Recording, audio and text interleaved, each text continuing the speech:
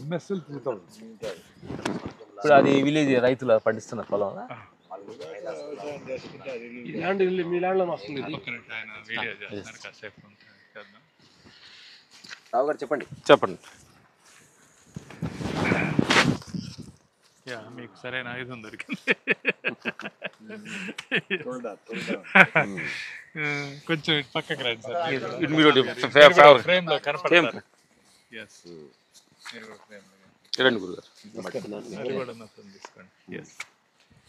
ఇది మనం వెస్టర్న్ ఘాట్స్ లో సావంతవాడి దగ్గర షిర్షింగే అనే గ్రామంలో ఉన్నామండి. ఇక్కడ ఏంటంటే దాదాపు చుట్టూ 14,000 హెక్టార్ల ఫారెస్ట్ మధ్యలో ఉన్నటువంటి ప్రాంతం ఇది. ఇక్కడ జస్ట్ ఆ మలుపు దాటితే 1 కిలోమీటర్ పోతే అక్కడ తేరేకోల్ అనే నది జన్మస్థానం. ఆ పారుతున్న నీళ్లు తేరేకోల్ నది అనమాట. అక్కడ పుడుతుంది ప్రవహిస్తుంది అది. ప్రవహించి అలా వెళ్ళి గోవా దగ్గర సముద్రంలో సంగమం అవుతుంది, కలిస్తే ఇప్పుడు ఇక్కడ నుంచి ఈ రోడ్డు దగ్గర నుంచి ఈ ప్రాజెక్ట్ స్టార్ట్ అవుతుంది అనమాట. ఇది ఎందుకంటే ఎకో అగ్రి టూరిజం ప్రాజెక్ట్ లాగా ఒక డెస్టినేషన్ ప్లేస్ లాగా ఉండాలి, ఎక్స్పీరియన్షియల్గా ఉండాలి, నేచర్ని డిస్టర్బ్ చేయకుండా.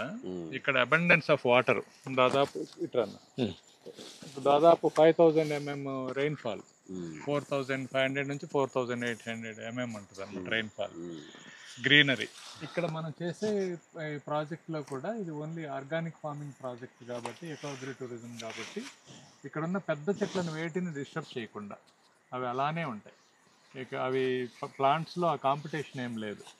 ఓన్లీ కింద ఉన్న బుషెస్ని అది క్లియర్ చేసేసుకొని ప్లాంటేషన్ వరకు చూసుకుంటే ఇక్కడ ఒక మంచి విషయం ఏంటంటే దీన్ని దున్నాల్సిన పని లేదు, ఎరువులు వేయాల్సిన పని లేదు, పురుగు మందులు వేయాల్సిన పని లేదు. ఆ మొక్క ఎదిగిందాక కొంచెం చుట్టూ చూసుకుంటే చాలు, మల్చింగ్ షీట్ అంతవరకు వేసుకొని చూసుకుంటే చాలు. దీనిలో దాదాపు ఒక 20 వాటర్ ఫాల్స్ నుంచి నీళ్లు వస్తూ ఉంటాయండి ఈ శ్రేణుల్లో నుంచి.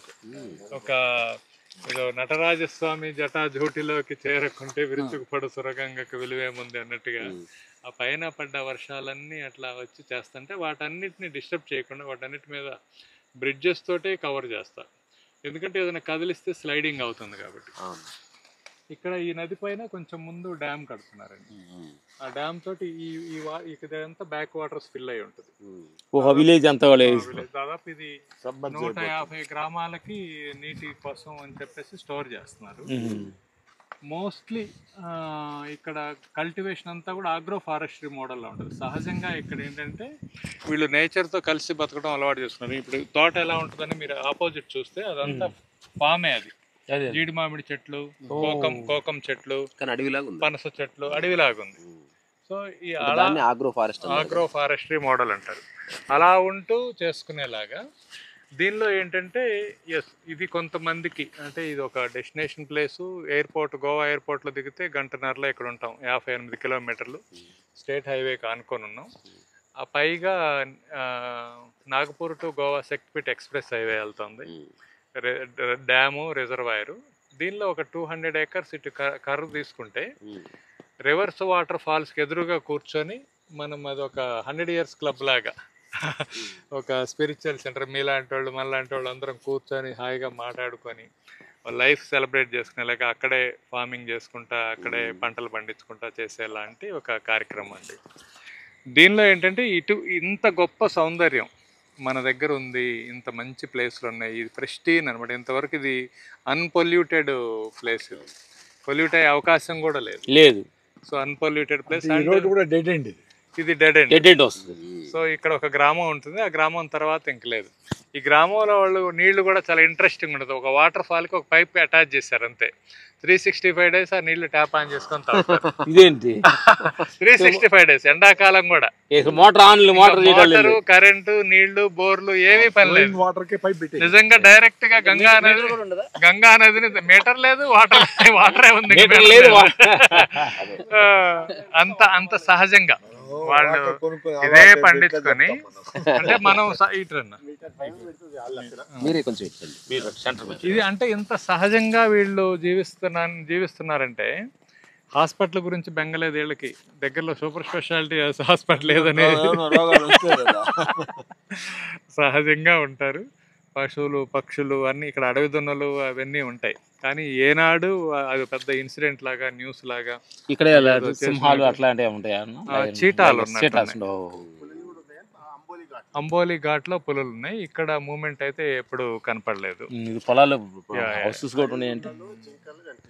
సో వాళ్ళంతా అద్భుతమైన జీవన విధానం అండి. ఇది సబ్మెర్జ్ అయినా కూడా పైన భూమి ఇచ్చారు వాళ్ళకి, ఆ కరువులో ఉంటారు.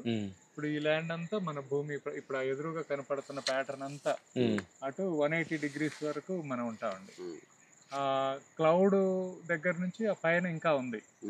అదంతా కింద భూమి ఉన్న వాళ్ళు ఎవరైతే ఉన్నారో వాళ్ళు పైన ఆవులు పెంచుకోవడానికి ఇక్కడ గవర్నమెంట్ విధానం అనమాట. మనకి ఇది క్లౌడ్స్ ఉన్నాయి కానీ ఎదురుగా సంతోష్ మనోహర్ మహాదేవ్ గడ్ అని శివాజీ మహారాజు న్యాచురల్ పోర్ట్ ఉంటుంది. సో మనం గూగుల్ చేసి చూడవచ్చు. దాని ఎదురుగా జస్ట్ క్లౌడ్ పోతే మనకు కనిపిస్తుంది. మనుషులు కేవలం అక్కడ ఉన్న కొండని చేసేస్తే ఆ కొండ పైన మళ్ళీ తటాకం ఉంది.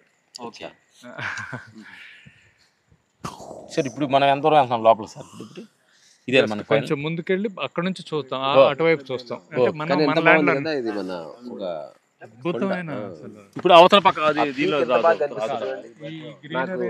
ఇటు వస్తుంది. అరుణాచల్లో ఉన్న కొండ ఉంటుంది చూసారు, గిరి అంటారు కదా, ఇట్లా పట్టుకోండి ఒకసారి. దీన్నే పర్మాకల్చర్ అంటారు ఇంగ్లీష్ లో. పర్మాకల్చర్ చెట్లు అన్నింటినీ డ్యామేజ్ చేయకుండా వ్యవసాయం. 4 చెట్లు మధ్యలో నాటుకొని గుర్చెక్కడ పడతారు. అటు వెళ్ళిపోదాం, అటు చూద్దాం అక్కడ కొత్తదని. ఇక్కడ ఫోటో దిగాలి అందరం. రారా బ్యాక్గ్రౌండ్ వస్తూ ఆ ఇళ్ళు అన్ని ఎంత బాగా తీస్తారో చూడాలి. తీరు తీరు